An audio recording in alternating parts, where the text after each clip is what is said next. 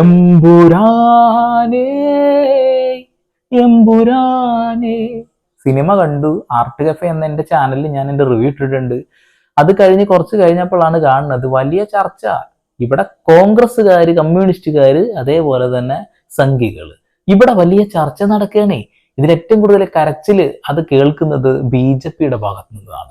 കാരണം ഈ ഒരു സിനിമയിൽ പ്രധാനമായിട്ടും ഊക്ക് കിട്ടുന്ന, അല്ലെങ്കിൽ ഇന്ത്യ എന്ന ഈ ഒരു രാജ്യത്തിന്റെ ഏറ്റവും വലിയ കോട്ടപ്പേര്, അതായത് നല്ല പേരല്ലാത്ത ഒരു ടീമാണ് BJP എന്ന് തന്നെയാണ് സിനിമയിൽ അല്ല പച്ചയ്ക്ക് വിളിച്ച് പറയുന്നത്. ഇന്ത്യയെ രക്ഷിക്കാൻ അത് കോൺഗ്രസിനെ കൊണ്ടേ കഴിയൂ. കോൺഗ്രസിന്റെ ഉള്ളിൽ അഴിമതിയൊക്കെ ഉണ്ടെങ്കിൽ പോലും ഒന്ന് പൊടി തട്ടിയെടുത്താൽ ഇന്ത്യയുടെ പൾസ് അറിയുന്ന ഒരൊറ്റ രാഷ്ട്രീയ പാർട്ടിയുള്ളൂ, അത് കോൺഗ്രസ് ആണ്. തുറന്നു പറഞ്ഞിട്ടുണ്ട്. അപ്പൊ കമ്മ്യൂണിസ്റ്റ് മാർക്സിസ്റ്റ് പാർട്ടി എന്ത് ചെയ്തിട്ടുണ്ട് വെച്ചിട്ടുണ്ടെങ്കിൽ ഒരു മൂലയ്ക്ക് ഇരുത്തിയിട്ടുണ്ട്. കുറച്ച് പരിപ്പ് വടയും കുറച്ച് കട്ടൻ ചായയൊക്കെ കുടിച്ച് അവിടെ ഇരി എന്ന് പറഞ്ഞുകൊണ്ട്. നേരെ തിരിച്ച് ബജ്റാങ്കികളെ കൊട്ടി BJP അങ്ങ് ആക്കി വെച്ചിട്ടുണ്ട്. ശരിക്കും പറയുകയാണെന്നുണ്ടെങ്കിൽ ഈ സിനിമയിലെ രാഷ്ട്രീയം ഒരൊന്നൊന്നര രാഷ്ട്രീയം പറച്ചിലായി. 2002 ഗുജറാത്ത് കലാപമാണ് ഈ സിനിമയുടെ ഒരു പ്രധാന ഇതിവൃത്തം. സിനിമയുടെ തുടക്ക സമയത്ത് ആദ്യ സീനുകളിൽ കാണുന്നതും അതൊക്കെ തന്നെയാണ്. അന്ന് നടന്ന ഹിന്ദു മുസൽമാൻ കലാപം ഉണ്ടല്ലോ, ആ കലാപം കൃത്യമായി കാണിക്കുന്നു. ഗർഭിണിയെ ഭോഗിക്കുന്ന അല്ലെങ്കിൽ പീഡിപ്പിക്കുന്ന ആ ഒരു സ്വഭാവം, അന്ന് ശൂലം കയറ്റി എന്നൊക്കെ നമ്മൾ കേട്ടിട്ടുണ്ട് ഒരുപാടല്ലേ. അതിന്റെ ഒരു വേറെ ചിത്ര ആവിഷ്കരണം തന്നെയുണ്ട്. അതിൽ നിന്നും ഒരു ആള് രക്ഷപ്പെട്ടു പോകുന്ന ഒരു പയ്യൻ, അവന്റെ പകപോക്കൽ ഈ സിനിമയുടെ ഒരു ഭാഗത്തുണ്ട്.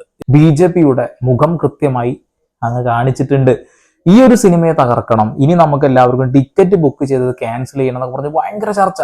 അതിനിടയിൽ കേരള സ്റ്റോറി എന്ന സിനിമ കേരളത്തിൽ എന്തുകൊണ്ട് നിങ്ങൾ പ്രദർശിപ്പിച്ചില്ല, ഇത് ഇരട്ടത്താപ്പല്ലേ എന്ന് പറഞ്ഞുകൊണ്ട് വേറൊരു സൈഡിൽ. ഇതിൽ പറയേണ്ടത് നമ്മുടെ മുരളി ഗോപിയുടെ ബ്രില്യൻസ് തന്നെയാണ്. ഒരാളോടും ഈ സിനിമയുടെ കഥ ഇന്നതാവുമെന്ന് ഒരു ഹിന്റ് കൊടുത്തില്ല എന്നുള്ളതാണ്. അതൊരു സംഭവം തന്നെയാണ്, ഒരു വലിയ ആർജവം തന്നെ. അത്രക്ക് ധൈര്യം തന്നെ വേണം ഇങ്ങനെ ഒരു കാര്യം ചെയ്യാം. കാരണം എന്താ വെച്ചിട്ടുണ്ടെങ്കിൽ ഇനി നാളെ ആരൊക്കെയാണോ പ്രൊഡ്യൂസ് ചെയ്ത്, കോ പ്രൊഡ്യൂസർമാരുടെ വീട്ടിലൊക്കെ ED കയറി അങ്ങ് ഇറങ്ങും. ഒരു തർക്കവും വേണ്ട. ഇവരുടെ കയ്യിലുള്ള പ്രധാനപ്പെട്ട ആയുധവും അത് തന്നെ. സിനിമയിലും അത് കാണിക്കുന്നുണ്ട്, വളരെ വ്യക്തമായിട്ട് കാണിക്കുന്നുണ്ട്, അല്ലെ വൃത്തിയിൽ കാണിക്കുന്നുണ്ട്. നിങ്ങൾ ശക്തമായി അഴിമതിക്കെതിരെ സംസാരിച്ചു കഴിഞ്ഞാൽ നിങ്ങളെ ED വന്ന് പൂട്ടും. സിനിമയിലും കാണിക്കുന്നു. സിനിമയിൽ അടിപൊളി രംഗമുണ്ട്. അതൊക്കെയാണ് മുരളി ഗോപി കൃത്യമായിട്ട് പഠിച്ച് വെച്ചിട്ടുണ്ട്. അത് തന്നെ ഇന്ത്യൻ രാഷ്ട്രീയം ഈ ഒരു സിനിമയിലൂടെ അങ്ങ് പറഞ്ഞിട്ടുണ്ട്. കേരള സ്റ്റോറി ശരിക്കും കേരളത്തിൽ നടന്നതാണ്. അത് 33,000 പെൺകുട്ടികൾ ഈ രീതിയിൽ മതം മാറ്റിയിട്ടുണ്ട് എന്ന് പറഞ്ഞ ആ ഒരു നുണക്കെതിരെ എല്ലാവരും രംഗത്ത് നിന്നു. സംഘപരിവാർ മാത്രം സിനിമയെ പ്രോത്സാഹിപ്പിച്ചു. പക്ഷെ ആ സിനിമ എന്തുണ്ടായി, കേരളത്തിൽ നിന്നും ഉണ്ടയായി പുറത്തുപോയി. കേരളത്തിൽ നടക്കാത്തൊരു വിഷയമാണ്. ആ ഒരു കാര്യം ചൂണ്ടിക്കാണിച്ചുകൊണ്ട് സംഘികൾ വരുന്നുണ്ട്. ഞാൻ നിങ്ങളോട് ഒരു കാര്യം ചോദിക്കട്ടെ. കാലാപാനി എന്ന് പറയുന്ന ഒരു സിനിമ നിങ്ങൾ എല്ലാവരും കണ്ടിട്ടുണ്ടാവുമല്ലോ അല്ലെ. ഇവിടുന്ന് ഓസ്കാറിലേക്കൊക്കെ നാമനിർദ്ദേശം കൊടുത്ത സിനിമ എന്ന രീതിയിലൊക്കെ അത് വന്നിട്ടുണ്ടായിരുന്നു അല്ലെ. മോഹൻലാൽ അഭിനയിച്ച സിനിമയാണ്. ആ മോഹൻലാൽ അഭിനയിച്ച സിനിമയിൽ ഷൂ നക്കി സീനൊക്കെ നിങ്ങൾക്ക് എല്ലാവർക്കും ഓർമ്മയുണ്ടാവുമല്ലോ അല്ലെ. കാലാപാനി എന്ന സിനിമയിൽ മോഹൻലാലിന്റെ ക്യാരക്ടർ ആ ഒരു ബിൽഡിങ്ങിന്റെ മുകളിൽ നിന്നും ബ്രിട്ടീഷുകാരനെ എറിഞ്ഞു കൊല്ലുന്നു, വെടിപ്പിച്ചു കൊല്ലുന്നു, ഇടിച്ചു കൊല്ലുന്നു. ഇതൊക്കെ ചരിത്രത്തിൽ നടന്ന കാര്യമാണോ? അല്ലല്ലോ. എന്നാൽ ആൻഡമാൻ നിക്കോബാർ ദ്വീപിലുള്ള ആ ഒരു ജയിലും സ്വാതന്ത്ര്യ സമരവും ഒക്കെ അതിൽ ഉൾപ്പെടുത്തിയിട്ടുണ്ടല്ലേ. എന്തുകൊണ്ട് ആ ഒരു സിനിമയെ കുറിച്ച് ചർച്ച ചെയ്യുന്നില്ല? അങ്ങനെ ഒരു സംഭവം സംഭവിച്ചിട്ടില്ലല്ലോ. അങ്ങനെയല്ലല്ലോ ചെയ്തിട്ടുള്ളത്. കാലാപാനി എന്ന് പറയുന്ന ആ ഒരു ജയിലിനകത്ത് പ്രശ്നങ്ങൾ നടന്നിട്ടുണ്ടായിരുന്നു. പക്ഷെ മോഹൻലാലിനെ പോലെ ഒരു ക്യാരക്ടർ ഉണ്ടായിരുന്നു? മോഹൻലാലിനെ പോലെ അങ്ങനെ എന്തെങ്കിലും ആരും ചെയ്തിരുന്നു? ഇല്ല. അതൊരു നുണയായിരുന്നു. പ്രദർശനം ചെയ്ത സിനിമയാണ്, സംഘികൾ ചെയ്ത സിനിമയാണെന്ന രീതിയിലൊക്കെ തള്ളി ഇട്ടല്ലോ ഇവിടെ. എന്തുകൊണ്ട് ചർച്ചയാവുന്നില്ല? ഗുജറാത്ത് കലാപമാണ് ഈ സിനിമയിലെന്ന് ഈ പറയുന്ന മനുഷ്യന്മാർ എവിടെയും പറഞ്ഞിട്ടില്ല, ആരും പറഞ്ഞിട്ടില്ല. അത് ഇത് തന്നെയാണ് എന്ന് ഉറപ്പിച്ചുകൊണ്ട് BJP പ്രവർത്തകർ തന്നെയാണ് അത് ഊട്ടി ഉറപ്പിച്ചത്. ഇങ്ങനെ ഒരു സിനിമയിൽ മോഹൻലാൽ അഭിനയിക്കുമോ എന്നുള്ളതാണ് അടുത്ത ചർച്ച. അതിൽ മറ്റൊരു ചർച്ച, മോഹൻലാൽ ഒരു BJP-കാരൻ, BJP അനുഭാവിയാണ്. മോഹൻലാലിന് ചിലപ്പോൾ ഇത് പറഞ്ഞു കൊടുത്തിട്ടുണ്ടാവില്ല. അദ്ദേഹത്തിന്റെ ക്യാരക്ടർ മാത്രമേ കൊടുത്തിട്ടുണ്ടാവുള്ളൂ. സ്റ്റീഫൻ നെടുമ്പള്ളി എന്ന് പറയുന്ന ക്യാരക്ടർ മാത്രമേ കൊടുത്തിട്ടുണ്ടാവൂ എന്നുള്ള ഒരു ചർച്ചയും നടക്കുന്നുണ്ട്. സത്യം ഞാൻ പറയട്ടെ, ഈ ഒരു സിനിമയിൽ ഇന്ത്യൻ രാഷ്ട്രീയം കൃത്യമായിട്ട് മുരളി ഗോപി പഠിച്ചെടുത്തത് തന്നെയാണ് സിനിമയിൽ കാണിച്ചിട്ടുള്ളത്. ഒരു തർക്കവും വേണ്ട. ഇപ്പൊ അഴിമതിയും മറ്റുള്ള കാര്യങ്ങളൊക്കെ കോൺഗ്രസ് എന്ന് പറയുന്ന രാഷ്ട്രീയ സംഘടനക്കകത്ത് നടക്കുന്നുണ്ട്. അത് നമ്മൾ നിരന്തരം കണ്ടുകൊണ്ടിരിക്കുന്നത്. ഒരിക്കലും അത് നുണയായിട്ട് നമുക്ക് പറയാൻ കഴിയില്ല. എന്നാൽ അതിനൊക്കെ അവസാനിപ്പിച്ച് നല്ല രീതിയിലൊന്ന് പൊടി തട്ടി എടുത്താൽ ഇന്ത്യയെ പിടിച്ചെടുത്ത് ഇന്ത്യയെ രക്ഷിക്കാൻ അവരെ കൊണ്ട് കഴിയും എന്നുള്ള ഒരു കാര്യം നമുക്ക് എല്ലാവർക്കും അറിയാം. എന്നാൽ CPIM അവസ്ഥ എന്താ? കേരളത്തിൽ തന്നെയാണ് അവർക്ക് കൊടുക്കാൻ കഴിയുന്നുള്ളൂ. അതിന്റെ അപ്പുറത്തേക്ക് കിട്ടുന്നില്ല. എന്തുകൊണ്ട് കിട്ടുന്നില്ല? അത് ആ കമ്മ്യൂണിസവുമായി ബന്ധപ്പെട്ടുകൊണ്ട് ആളുകൾക്കുള്ള ഒരു തെറ്റിദ്ധാരണയാണ്.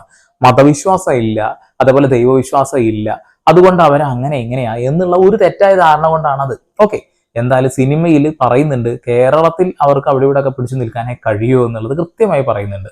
പക്ഷെ പുറത്തേക്ക് പോകുമ്പോൾ നമ്മൾ ബജ്റാങ്കി എന്ന് പറയുന്നത്, ആ ഒരു സിനിമയിൽ ബജ്റാങ്കി എന്നാ കാണിക്കുന്നത്, അത് RSSനെയാണ്, BJP ആണ്.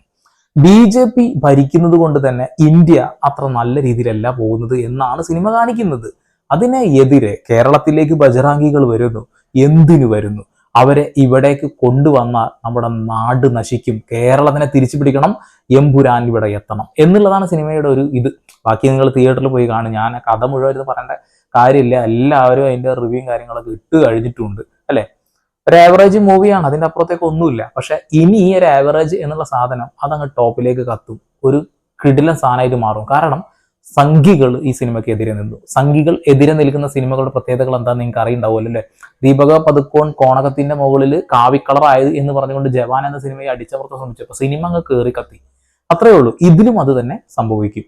ഞങ്ങൾ ഏറ്റെടുക്കുന്നു എന്ന് പറയുന്ന സിനിമകളുടെ അവസ്ഥ നിങ്ങൾ കണ്ടിട്ടുണ്ടാവും. അവരെ ഏറ്റെടുത്ത് കഴിഞ്ഞാൽ സിനിമയുടെ അവസ്ഥ പരിതാപകരമാവും എന്നുള്ളതാണ്. ഈ ഒരു സിനിമയിൽ ഇപ്പോ രാജപ്പൻ എന്നാണ് നമ്മൾ പൃഥ്വിരാജിനെ ഇപ്പൊ വിളിക്കുന്നത്. ഇന്നലെ വരെ വിളിച്ചിരുന്നത്, ഈ സിനിമ റിലീസ് ആവുന്നത് വരെ വിളിച്ചിരുന്നത്, പൃഥ്വിരാജ് മോഹൻലാൽ കൂട്ടുകെട്ടില് 180 കോടി രൂപയുടെ ബിഗ് ബഡ്ജറ്റ് കിടിലൻ വരും എന്നൊക്കെ പറഞ്ഞ ആളുകള് രാഷ്ട്രീയമുണ്ട് എന്ന് മനസ്സിലാക്കിയപ്പോ, BJP അടിച്ചമർത്തുന്നുണ്ടെന്ന് മനസ്സിലാക്കിയപ്പോ ഒറ്റയടിക്ക് രായപ്പനായി, മുരളി ഗോപിനെ വേറെന്തോ ആക്കി. ഇപ്പൊ എന്താണ്, വാര്യം കുന്നനൊക്കെ ആക്കിയിട്ടുണ്ട്. അതായത് ഇവിടെ മുസ്ലിങ്ങളെ ഇങ്ങനെ താരാട്ട് പാടാൻ വേണ്ടി ഇറക്കിയ സിനിമയാണ് എന്നാണ് പലരും പറയുന്നത്. അവരോട് എനിക്ക് ഒന്നേ പറയാനുള്ളൂ, ചരിത്രത്തെ നിങ്ങൾ എത്ര മറച്ചു വെച്ചാലും ചരിത്രം അത് ചാരിത്രമല്ല, അത് ചരിത്രമാണ്. അത് പുറത്തേക്ക് എത്തും, സത്യം പുറത്തേക്ക് വരും. 2002 ആ ഒരു വിധി നമുക്കെല്ലാവർക്കും അറിയാം, മോദിയൊക്കെ ഒഴിവാക്കി കൊടുത്തിട്ടുള്ള വിധി, അതും സിനിമയിലുണ്ട്, വേറൊരു രീതിയിലാണ് എന്നുള്ളൂ. അങ്ങനെ ഒരുപാട് ആളുകളുടെ നെഞ്ചത്തോട്ട് ശൂലം ഇറക്കിക്കൊണ്ട് അവർ രാഷ്ട്രീയത്തിൽ പിടിച്ചിരുന്നപ്പോ, ഈ നാട്ടിലുള്ള മുസൽമാന്മാരുടെ നെഞ്ചത്ത് അവർ താണ്ഡവം ആടിയപ്പോ, ഈ രാജ്യത്തുള്ള ദളിതരുടെ നെഞ്ചത്ത് അവർ താണ്ഡവം ആടിയപ്പോ നമ്മളെല്ലാവരും വിചാരിച്ചു ഇതിനെക്കുറിച്ച് ആരൊന്നും മിണ്ടില്ല എന്നുള്ളത്. പക്ഷെ 2025 നമ്മൾ ആരോടും ഒരു ഹിന്റ് പോലും തരാതെ എമ്പുരാൻ എന്ന സിനിമയിലൂടെ അത് കാണിച്ചു തന്നിട്ടുണ്ട്, കൃത്യമായി കാണിച്ചു തന്നിട്ടുണ്ട്. ഒരു സിനിമയെ സിനിമയായി തന്നെ നമ്മൾ കാണണം. ഞാൻ പറഞ്ഞല്ലോ, കാലാപാനി എന്ന സിനിമയായി കണ്ടതുകൊണ്ടാണ് നമ്മളത് ചർച്ച ചെയ്യാത്തതും. അത് പോട്ടെ എന്നുള്ള ഒരു സാധനത്തിൽ ഞാൻ എന്റെ മനസ്സിൽ കിടന്നിരുന്നു, ഇങ്ങനെ ഒരു ക്യാരക്ടർ ഉണ്ടായിരുന്നു ശരിക്കും റിയൽ ലൈഫിൽ നിന്ന്. അങ്ങനെ ഇല്ല. ഇവിടെയും 2002 ഗുജറാത്ത് കലാപമാണ് പറയുന്നത് എന്ന് നിങ്ങൾ ധരിക്കുന്നത് കൊണ്ടല്ലേ. എന്തിന് ധരിക്കുന്നു? സിനിമയുടെ തുടക്കത്തിൽ തന്നെ എഴുതുന്നുണ്ട്, സംഭവ വികാസങ്ങളും ഒക്കെ അവര് കെട്ടിച്ചമച്ച് സാങ്കല്പികമായി ഉണ്ടാക്കിയതാന്ന് കൊടുത്തിട്ടുണ്ടല്ലോ. പിന്നെ എന്തിനാ? അത് മതി. ഇനി അതൊക്കെ പോട്ടെ. ഈ സിനിമ ആരാണ് സെൻസർ ചെയ്യുന്നത്? കേന്ദ്ര ബോർഡാണ് അല്ലെ. അവരിത് കണ്ടില്ലേ? അപ്പൊ മനഃപൂർവ്വം ഈ ഒരു സിനിമ വരട്ടെ, BJP തകരട്ടെ എന്ന് വിചാരിച്ചുകൊണ്ടാണോ കേന്ദ്രം ഭരിക്കുന്ന BJP അത് അനുവദിച്ചു കൊടുക്കുന്നത്? അല്ലല്ലോ. എനിക്കൊന്നേ പറയാനുള്ളൂ, നമ്മുടെ രാജ്യത്തിന്റെ രാഷ്ട്രീയം പറയുന്ന സിനിമകൾ അത് നിർബന്ധമായിട്ട് നമ്മളെല്ലാവരും കണ്ടിരിക്കണം, തീർച്ചയായിട്ടും കാണണം. അങ്ങനെ എന്താണ് പറഞ്ഞത് എന്നുള്ള ക്യൂരിയോസിറ്റി നിങ്ങൾക്ക് വന്നില്ലേ? ഗുജറാത്ത് കലാപം എന്ത് നടന്നു എന്നതിന്റെ ഒരു ചെറിയ രൂപമേ കാണിക്കുന്നുള്ളൂ. ഒരു 5 മിനിറ്റേ ഉള്ളൂ. ആ 5 മിനിറ്റിൽ നമ്മളൊരു ഭീകര അന്തരീക്ഷത്തിൽ കൊണ്ട് നിർത്തുന്നുണ്ട്. അപ്പൊ അത് റിയൽ ആയിട്ട് അനുഭവിച്ച ആളുകളുടെ അവസ്ഥ എന്താവും? ഈ ഒരു സിനിമയും അതും തമ്മിലൊരു ബന്ധമില്ല, അത് തന്നെ പറയാം. ഇനി അതുണ്ട് ഇതുണ്ട് എന്ന് പറഞ്ഞു നിൽക്കണ്ട. BJP-ക്കാരെന്തായാലും ഇതിനെ എതിർക്കാൻ നിൽക്കുകയാണ്. അവർ നിരന്തരമായിട്ട് #ഹാഷ്ടാഗ് ഇറക്കിക്കുക. എന്താ അറിയൂ, ലൂസിഫർ സിനിമ ടിക്കറ്റ് എടുത്ത ആളുകളെല്ലാം ക്യാൻസൽ ചെയ്യുന്നത്. നിങ്ങൾ ക്യാൻസൽ ചെയ്ത് കഴിഞ്ഞിട്ടുണ്ടെങ്കിൽ ആ ഒരു ഭാഗം മറ്റുള്ള ആളുകൾക്ക് ബുക്ക് ചെയ്യാൻ പറ്റും. ഒരുപാട് ആളുകൾ എടുത്തു വെച്ചിട്ടുണ്ടല്ലോ. മോഹൻലാൽ ഒരു സംഖ്യയാണ് എന്ന രീതിയിൽ ഇപ്പൊ എല്ലാവരും മനസ്സിൽ കിടക്കുകയാണല്ലോ അല്ലെ. ആ ഒരു സാധനത്തിന് ഒറ്റയടിക്ക് പോയി. ഇനി നാളെ ED-യുടെ ഒരു കയറി ഇറക്കം ഉണ്ടാകും. എന്തായാലും കൊള്ളാം. ഇത്തരം സിനിമകൾ ചർച്ച ചെയ്യുമ്പോൾ തീർച്ചയായിട്ടും നമ്മുടെ രാജ്യത്ത് നടന്നിട്ടുള്ള രാഷ്ട്രീയ കൊലപാതകങ്ങളും രാഷ്ട്രീയ പ്രശ്നങ്ങളൊക്കെ നമ്മൾ ചർച്ച ചെയ്യും. നല്ലത് തന്നെയാണ്. ഈ ഒരു സിനിമ കൊണ്ട് ചിലപ്പോൾ കേരളത്തിൽ ഈ വർഷം കോൺഗ്രസ് പിടിച്ചടക്കുമെന്നുള്ള കാര്യത്തിൽ തർക്കമൊന്നും വേണ്ട. അഴിമതിരഹിതമായിട്ടൊരു രാഷ്ട്രീയമാണ് നിങ്ങൾ കാഴ്ചവെക്കുന്നതെങ്കിൽ ഇന്ത്യയെ പിടിച്ചു കുലുക്കാൻ, ഇന്ത്യയെ സുരക്ഷിതമായി കരങ്ങളിലേക്ക് എത്തിക്കാൻ കോൺഗ്രസിനെ കൊണ്ട് കഴിയും. അതാണ് സിനിമ പറയുന്നത്. എന്നാൽ നമ്മളെ ഈ മുരളി ഗോപി എന്ന് പറയുന്ന മനുഷ്യൻ ഒരു സംഖ്യയാണോ, ഒരു കൊങ്ങിയാണോ, ഒരു ലുങ്കിയാണോ? ഒന്നുമല്ല.